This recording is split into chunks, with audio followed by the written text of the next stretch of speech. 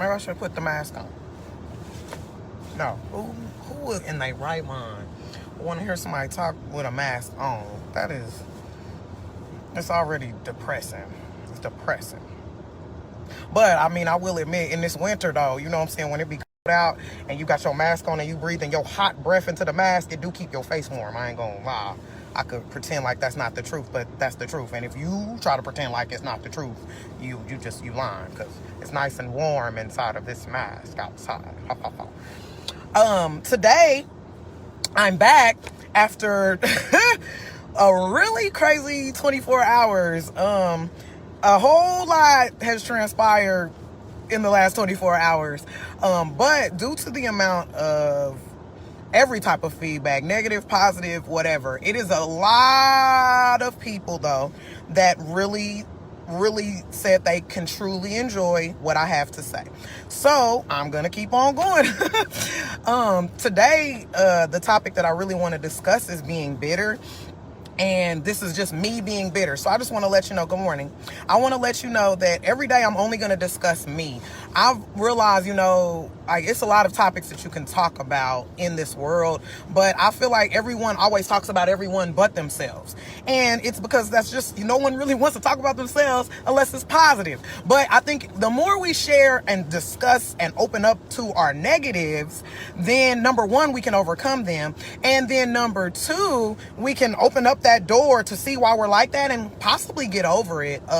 So that's the reason that I wanted to discuss the topic I'm discussing today. Today, the topic that I'm basically going to discuss is being bitter. And it's because I am bitter. And I basically want to share the root definition to bitterness, because I don't think enough people understand what being bitter is and may not realize that they are bitter and how far being bitter goes as into negative into relationships that you're getting into or going to get into. The definition of being bitter in itself, I'm not good at remembering stuff. Dang, I need to get my little life together. Gotta go look. I can't look. If I'm not mistaken, though, it was disappointment. It's a mixture of disappointment, disgust, fear, and I want to say frustration. Those are, I believe, the four main categories that are inside of being bitter. And I know that when you feel this way, I know that disappointment and fear and bitterness are definitely the case. Because if you've been through a situation that is awful and has basically made you feel down, if a red flag comes again for that situation to arise again, you're going to be bitter on it because of the fear of going back into what could have been a terrible situation already. A lot of times when a person says that they're bitter, a lot of people see negative, and that's not always the case. You can be bitter for the right reasons and it come off the wrong way, if that even makes sense. It sounds like it does to me, but it may not to you, so I just want to make sure that it makes sense.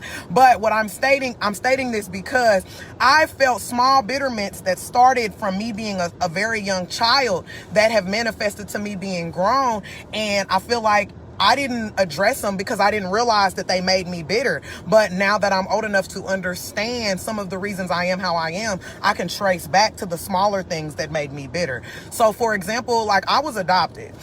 And I'm not bitter about being adopted because that was a blessing. I'm bitter because my mom decided that she didn't want to no longer take care of me. Now, the reason she may have done that, that's not even my personal problem to find out, but it made me bitter because it made me feel unwanted.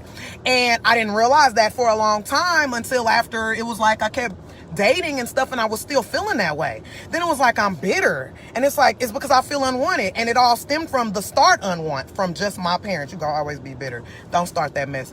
Anyway, I'm not gonna always be bitter. That's not true. Anyway, it started from something so minuscule as not realizing that I'm feeling unwanted from the very first person that was ever supposed to want me. Then it trickling into someone choosing to want me, but then me going out into the world waiting to be chose to be wanted and not feeling wanted. So it all goes hand in hand, because you would think the adoption would be able to heal me from the bitterness that I felt, but I was unaware of me being bitter from being placed up under adoption.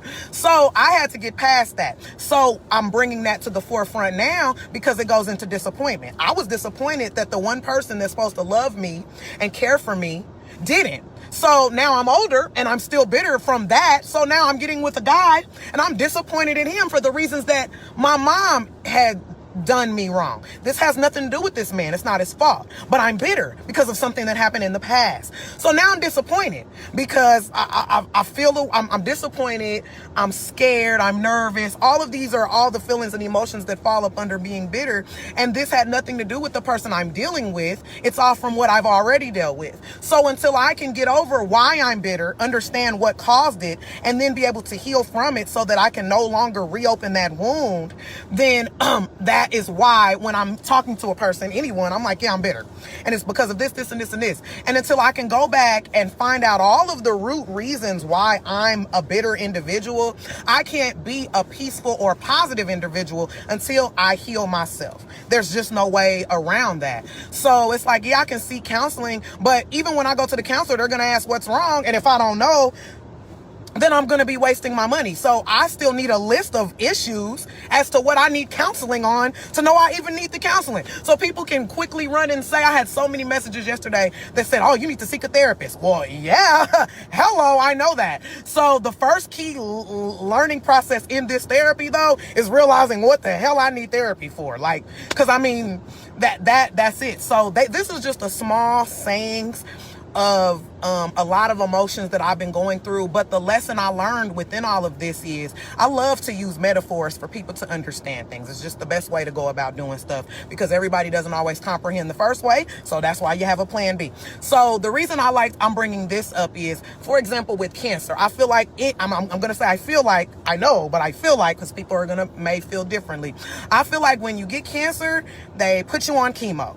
And all chemo does is try to radiate the cells you have. But if you would go and find out the root reason you got the cancer, then you could just nip it in the bud and no longer deal with the cancer. But instead, we kind of do things that just kind of lay us over versus going and nipping the issue in the bud. So if me being bitter is an issue, it's not wise to just sugarcoat the issue. It's wise to go back and nip the issue in the bud. That way it's no longer an issue. So I hope that this video was helpful in helping someone to understand that if they're feeling a way that is bitter towards any small thing, you can be bitter over the idea that a person is talking to another person and you just don't know the direction that that's going. And that may make you bitter and you just started talking to that person. Like, there's levels to it. It's a mixture of emotions. If you go and look up the definition of bitter, it'll tell you that it's layered emotion. So once you understand that, and you can find out why you're bitter, then you can work on being a better you. I'm working on being a better me. This is day 2. Here we are. So I hope that this video helps someone. All right, bye.